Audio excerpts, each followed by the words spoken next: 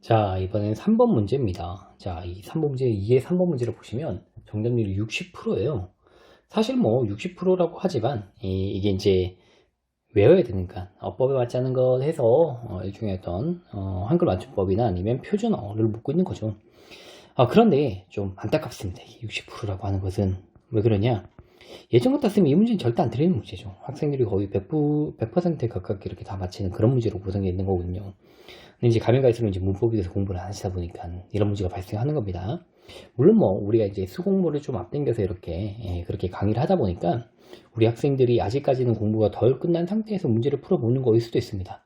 다만 그런 상태에서 문제를 풀어보는 거라면 항상 이런 문제를 틀리고 난 다음에 이런 것 내가 반드시 해야 되는구나 라고 깨닫고 꼭 다시 한번 기본으로 돌아가서 복습을 하고 오시기 바랍니다. 1번은 입대 이렇게 됐는데 이런 것들을 보시면 입대 이런 것들을 보시면 머릿속에 곧바로 어떻게 떠올라야 된다? 시 쌀 때 쌀이라고 하는 게 떠올라야 된다. 시 쌀 때 쌀이. 그래서 우리 도윤이가 시를 쌀 때는 이렇게 외우면 된다고 했는데 무슨 말이냐면 얘가 이제 어두자문군들을 얘기하는 거예요.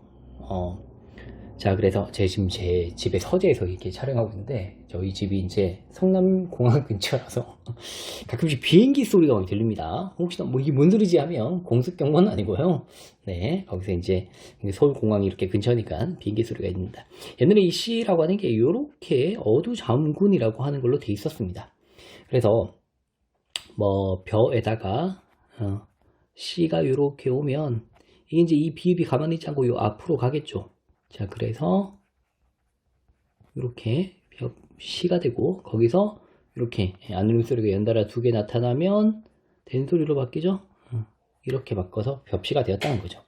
그래서 시 쌀 때 쌀이가 있으면 벽시처럼 벽시 비읍 받침합니다. 특히나 주의해야 될 게 햅쌀이죠. 좁쌀은 잘 아시는데 햅쌀은 비읍 받침 써야 돼요.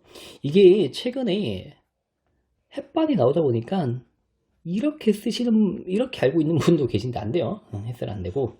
자, 그 다음에 때, 입대, 접대. 쌀이는 뎁쌀이. 접대도 한번 써볼까요? 이렇게 나와야 되더라. 이렇게까지 내가 알고 있어야 된다. 그래서 기억은 맞구나. 1번은 맞구나. 자, 그 다음에 2번은 히읗 종성 체언이라고 하는 거죠. 자, 그래서 2번 보시면 히읗 종성 체언. 자, 히읗 종성 체언 같은 경우에는 외워야 될 게 그렇게 많지 않습니다. 우리가 이제 완전 고전 문법상 엄청 어렵게 공부하는 게 아니면 히읗 종성 체언 같은 경우에는 기본적으로 어떻게 해요? 머리카락이나 원래는 머리에다가 히읗이 있고 가락이 되어서 그래서 머리카락 살코기 요 정도 알고 있으면 되는 거죠. 자, 그러면서 이제 이 히읗 종성 체언과 상관 있는 게 바로 4번이죠. 이게 4번입니다. 그래서 같이 한번 보죠. 자, 이게 수 다음에 거센 소리로 나야 되는 거. 수 다음에 거센 소리로 나야 되는 건데 수히읗이라고 한번 써볼게요. 이건 암도 마찬가지입니다. 암 히읗. 암이 쓰이고 난 다음에 히읗이 같이 결합돼야 되는 게 일단 이제 저한테 배우시면 먹을 수 있는 동물부터 쓰는 거죠. 자, 개, 닭, 돼지 먹을 수 있죠, 그죠? 개를 먹는 게 좀 안타깝긴 하지만 그래도 외우기 편하라고 지금 이렇게 하는 거죠. 요즘 뭐 개 먹는 사람 없죠. 자, 그 다음에 돼지, 그리고 마지막으로 어떻게 해요? 소는 비싸서 못 먹어요. 당나귀 먹는 겁니다. 당나귀. 당나귀만 잘 기억하시면 돼요. 나머지는 우리가 좀 닭이나 돼지는 잘 먹는 거니까 치느님, 그죠? 자, 그렇게 긋고 그러면 여기서 이제 새끼 이름이 다른 거. 돼지의 새끼는 돼지 새끼 하면 되죠. 새끼 이름 다르지 않습니다. 그런데 닭의 새끼는 병아리라고 하죠. 그 다음에 개 새끼는 강아지, 요거 아닙니다. 의미 전달을 위해서. 그래서 숙해, 숙강아지, 수탉, 수평아리, 수태지, 수탉나귀 이렇게는 거센 소리. 뭐 암도 마찬가지죠. 암캐, 암강아지, 암탉, 암평아리 이런 식으로. 자, 그 다음에 먹을 수 없는 것 중에서 수컷, 암컷. 그 다음에 기와, 집 재료죠. 수키야, 암키야. 그리고 돌적이, 이것도 집 재료죠. 그래서 먹을 수 없는 것 중에서 이것만 잘 기억하고 나머지 이제 집과 상관 있는 거니까 이렇게 떠올려주시면 되는 거예요. 자, 이렇게만 이제 거센 소리로 나는 거고, 그 다음에 숯이 붙는 게 뭐죠? 숯이 붙는 게 양념지죠, 그죠? 양념소 쥐. 그래서 순양, 순영도, 숫지 요렇게로 가는 거죠. 근데 숙후양이는 없죠. 해당 사항이 전혀 없습니다. 그래서 4번이 적절하지 않은 걸로 정답이더라. 이렇게. 자, 그래서 이제 벽시 같은 거는 위에서 이렇게 가는 거고, 이런 식으로 해결을 하시면 되겠습니다. 자, 그러면 이런 것도 다 기출된 거니까 반드시 알고 있어야 되는 문제가 맞겠죠. 이런 식으로 우리 수공을 통해서 점검을 하고 가시기 바랍니다. 자, 우리 이제 2의 8번 문제를 보시면 이게 작문 문제죠. 그러니까 작문 문제인데 정답률이 70%가 나왔어요. 그러면 정답률이 70%라고 하는 것은 절대로 이게 이제 쉬운 문제가 아니라는 얘기죠. 그래서 화법이나 작문 문제에서 이렇게 좀 어려운 문제들을 한번 건드려 봐야 됩니다. 그래야지 우리가 이렇게 어렵게 나올 수도 있는 거구나, 이럴 때 내가 어떻게 적용해야 되는 거구나 라고 하는 걸 겪어야 되죠. 대부분 우리 이제 모의고사 만들 때 저도 그렇지만 거의 뭐 합법 작문 문제는 90에서 100%의 정답률이 나오게끔 만듭니다. 근데 이제 90에서 100이라고 하는 게 뭐냐면 이게 기분은 좋은데 학습이라고 하는 데서는 효과가 없습니다. 그래서 학습 효과가 거의 제로라고 할 수 있는 거죠. 그러니까 이게 무슨 말이냐면 내가 이 문제를 풀었어. 그러면 내가 원래 이제 이 모의고사 왜 푸냐? 점수 올리려고 푸는 건데, 실력을 쌓고 점수를 올리려고 푸는 건데, 그리고 이제 또 내가 이제 실전 얼마나 잘 대응할 수 있느냐. 그래서 실전에서 이런 식으로 모의고사 형식으로 많이 문제를 풀어보면서 실전 대응력을 한번 높이려고 이렇게 문제를 푸는 건데, 물론 너무 어려우면 이게 실전 대응이 안 되겠죠. 왜? 최근의 경향과 너무 다르니까. 그런 문제는 내가 이제 고통스러우려고 푸는 게 아니고, 또 이제 어느 정도, 야, 국어 이 정도 점수가 나오는구나 라고 하는 걸 내가 판단할 수 있는 그 정도는 돼야 되는 거죠. 근데 이제 그런 식으로만 해가지고 3개년 문제를 그냥 다 반복적으로 이렇게 동형 문제로 풀어버리면 실력이 나아질 수가 없겠죠. 내가 이렇게 대응력만 키우는 거죠. 그래서 내가 실력을 좀 나아지기 위해서는, 점수를 좀 올리기 위해서는 어떻게 되냐, 여러 가지 이제 변수나 좀 튀는 문제 또는 난도가 좀 높은 문제들을 한번 풀어보셔야 됩니다. 이게 어쩔 수 없는 겁니다. 그래서 요것들을 잘 절묘하게 결합하는 거죠. 적당히 이렇게 쉬운 거는 쉽게 쉬운 회차로 만들지만 2회차에서 요런 문제는 조금 튀게 해서 여러분들이 좀 배워갔으면 좋겠다라고 하는 것들을 좀 집어넣습니다. 그래서 2회차는 전체적으로 보시면 좀 난도가 좀 떨어져서 90점 정도면 고득점이라 할 수 있는 정도거든요. 90점 충분히 받으셔야 된다. 이 정도로 구성되는 게 2회차인데, 그 중에서 이제 8번 문제 같은 경우는 조금 화법에서 튀게 만든 겁니다. 그래서 다음 글에 대한 이해로 적절하지 않은 것은 같이 한번 볼게요. 이런 문제 풀 때 내가 항상 뭐 패턴이 정해져 있어야 된다는 거죠. 그래서 적당히 2분의 1로 자르든지 아니면 3분의 1씩 잘라야 되는데, 대충 이렇게 2분의 1로 잘라가지고 한번 접근해 보는 게 좋을 것 같습니다. 자, 땡땡시 시장님께 안녕하십니까. 저는 머무시에서 농사 짓고 있는 누구누구이고, 이런 거 안 중요하죠. 이렇게 글을 쓰게 된 것은 지역 농산물 직거래 장터 활성화 방안. 그래서 이렇게 요거 활성화가 안 되는 게 지금 문제라는 거죠. 그래서 활성화 방안에 대해서 말씀드리기 위해서이다. 자, 지역 농산물 직거래 장터는 지역 농민들이 직접 생산한 농산물을 전시 판매하는 장터이고, 우리 시에서는 5년 전부터 지역 농산물 직거래 장터를 개설하여 운영 중이다. 자, 일단 이 지역 농산물 직거래라고 하는 게 결국에는 직접 생산한 농산물을 전시 판매하는 거고, 5년 전부터 했다. 자, 근데 지역 주민들의 이용률이 매우 저조하다. 그러니까 활성화가 안 돼 있다. 요 얘기죠. 그래서 땡땡시 지역신문에서 조사한 설문에 따르면 지역 농산물 직거래 장터를 이용한 경험이 있다고 응답한 비율이 54.7%이고, 앞으로 지역 농산물 직거래 장터를 이용할 계획이 있다고 응답한 비율이 18.2%에 불과했다. 자, 그러면 요 얘기를 잘 풀어내셔야 됩니다. 이게 이제 뭔 말이지 하면, 지금까지 이용한 경험은 반이 넘는데 그 중에 앞으로 이용하겠다라고 하는 것은 요거밖에 안 되는 거죠. 그럼 이걸 통해서 우리가 뭘 할 수 있다? 앞으로도 활성화가 안 됐다. 앞으로도 이용률이 계속 저조하겠구나. 이걸 알 수 있다는 거죠. 그래서 1번에 보시면, 자, 자신이 건의한 활성화 방안이 지역 농산물 직거래 장터의 취지에 어긋나지 않음을 밝히고 있다.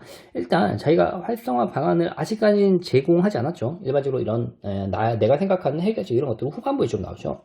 그래서 1번 좀 보류해 두시고, 이번에 지역 농산물 직거래 장터가 활성화되지 않는 문제점을 밝히고, 자, 구체적인 활성화 방안. 자, 활성화되지 않는 문제점이 뭐지? 아직 안 나왔습니다. 이거 아직까지 이 상반부에는 나오지 않았습니다. 3번에 지역 농산물 직거래 장터가 활성화되지 않는 이유를 분석한 자료의 출처를 밝혀.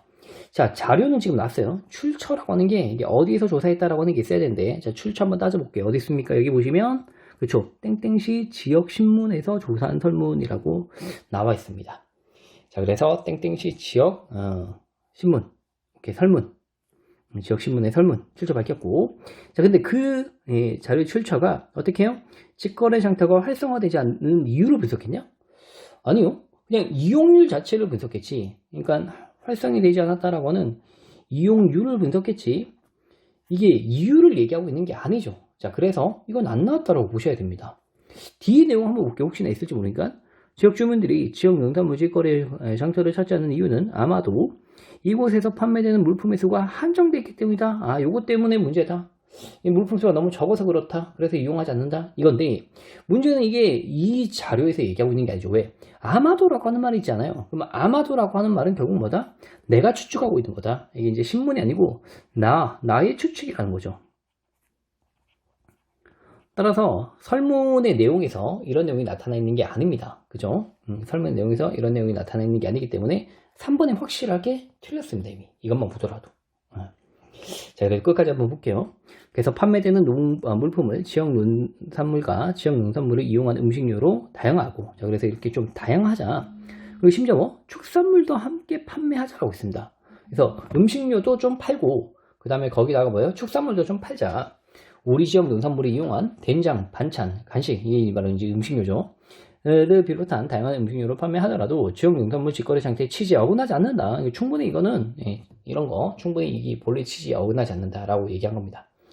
자, 또 우리 지역에서는 여러 축산 농장이 있으니 시설을 갖추어 축산물을 함께 판매하면, 자, 지역 축산 농민에게도 도움이 될 것입니다. 모쪼록 시장님께서 지역 농산물 직거래 장터가 활성화되도록 노력을 기울여 주시기 바랍니다. 자, 그러면 이 자기 활성화 방안이 취지에 어긋나지 않는다. 대놓고 여기 나타나 있죠. 어디? 여기 보시면 취지에 어긋나지 않는다. 이렇게 대놓고 있었기 때문에, 자, 그래서 1번은 괜찮습니다. 이번에 지역 농산물 직거래 장터가 활성화되지 않는 문제점 뭐였다? 물품의 수가 한정되어 있었다. 요게 바로 답의 근거가 되었다는 거죠. 그래서 구체적인 활성화 방안 뭐다? 음식료도 좀 다양하고 축산물도 판매하자. 이것도 그렇고, 이런 것도 또 매우 구체적이죠. 그죠? 된장, 반찬 간식 이런 거 팔자 라고 하는 것도 매우 구체적인 내용이 되겠습니다. 자, 그래서 2번도 맞구나. 3번을 놓쳤기 때문에 나머지가 잘 안 보였다는 거죠. 자, 그 다음에 시장에게 지역 농산물 직거래 장터 활성화를 위해 노력을 해주고, 자, 여기 노력을 기울여 달라라고 아예 대놓고 얘기했죠. 자, 이 뭐 방법이 없네요. 확실히 맞습니다. 자, 그래서 정답은 3번이었다라고 보시면 되겠습니다.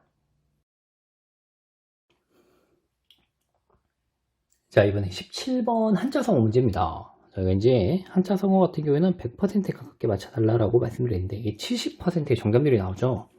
안됩니다. 기본적으로 다 기출이에요. 제가 출제할 때는 튀는 거 잘 안 출제하죠. 한자성어는 기출만 하더라도 엄청 많이 한자성어로 외워야 되기 때문에 기출만 하더라도 만만치 않다라고 말씀드리고, 외울 때도 어떻게 해요? 사실 지금 이거는 한자를 줬죠. 이렇게 한글을 줬죠. 자, 이렇게 한글을 주면 한글만 갖고 이제 외우셔도 되긴 하고, 한자만 줬을 경우도 가정해가지고 한자만 보고 외우면 되는데, 창에 익숙했을 때 두 자만으로도 공부할 수 있게끔 그렇게 하셔라. 그래야지 이게 넉 자를 다 공부하려고 하면 너무 힘들잖아요. 그죠? 그래서 자, 바닷속 하나다. 그러니까 바닷속에서 뭐 하나 찾기니까 굉장히 어떠하다? 굉장히 이제 뭐 모래사장에서 바늘 찾기랑 똑같은 그런 겁니다. 그래서 창의 속은 엄청 넓은 가운데 굉장히 미미한 뭔가를 하는 거고, 자, 이율배반이라고 하는 게 서로 뭡니까? 모순되는 걸 얘기하는 거죠. 이율배반적이다 라고 하는 게 두 가지 율격이 서로 반대되어 있다. 그러니까 기본적인 어떤 그런 어휘라고 할 수도 있습니다. 주객일체는 이제 물의체랑 똑같은 거고, 흥진비례라고 하는 게 흥이 다 있다? 그럼 뭐가 온다? 슬픔이 오더라. 자, 그래서 우리가 이제 세상이라고 하는 게 기쁨과 슬픔이 절묘하게 짜이는 거기 때문에, 자, 그래서 기쁨이라는 게 끝나면 자연스럽게 인생이라고 하는 게 기쁨을 가득할 수 없기 때문에 슬픔이 오더라. 그런 식으로. 흥진이면 슬픔이 온다. 자, 흥이 닿으면 슬픔이 온다. 이렇게 알고 있으면 되는 거죠. 자, 그래서 이제 이 보기의 내용을 보시면, 오늘날의 시대적인 상황과 사회적인 조건은 사회윤리 교육을 철저하게 요구하고 있다. 그래서 윤리 교육이 중요해 이렇게 얘기했는데, 또한 사회윤리 교육을 매우 어렵게 만들고 있다라고 했는데, 웃긴 게 시대적 상황이, 사회적 조건이 사회윤리 교육 필요해 하지만 사회교육하기는 만만치 않지 우리 때문에 이렇게 이런 것들 뭡니까? 필요하지만 너 하면 안 될 것 같은데 이런 식으로 얘기하고 있는 거니까 모순돼 있다라고 하는 거죠. 그래서 정답이 2번이 되는 거고, 이런 식으로 한자성어와 관련된 문제를 거듭 모의고사 내에서 풀어보면서 내가 한자성어를 정확하게 파악할 수 있는지를 보셔야 됩니다. 지금 우리 문제는 이렇게 한글로 주는 문제도 있고 한자만 주는 문제도 같이 섞여 있는데, 제가 이제 이런 문제는 70%의 정답률이 나오면 안 되고 100%까지 나와야 된다고 항상 말씀드리죠. 그래야지 내가 국어 점수를 지킬 수 있고, 국어 때문에 합격 못했어, 이거 안 된다는 거죠. 그렇게 그걸 방지하기 위해서는 반드시 이렇게 접근할 수 있어야겠습니다.